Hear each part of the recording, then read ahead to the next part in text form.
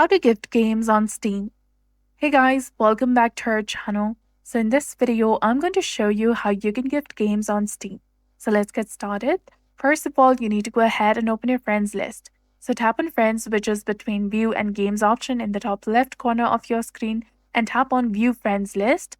If you haven't already, add the friend you want to gift the game to. Then after, go to the stores section from the left hand side of the screen. Then search for the game that you want to gift.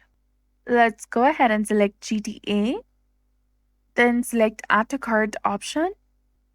You'll see a screen like this. Click on the drop-down menu that is beside For My Account, and you'll get 3 different options of For My Account Private, and This is a Gift. Go ahead, select This is a Gift, and go to your cart option. Then after, continue to gift options.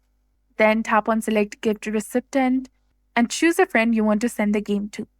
Once that's set up, click on Continue to Payment button on the right and proceed to purchase the game, choosing your preferred payment method.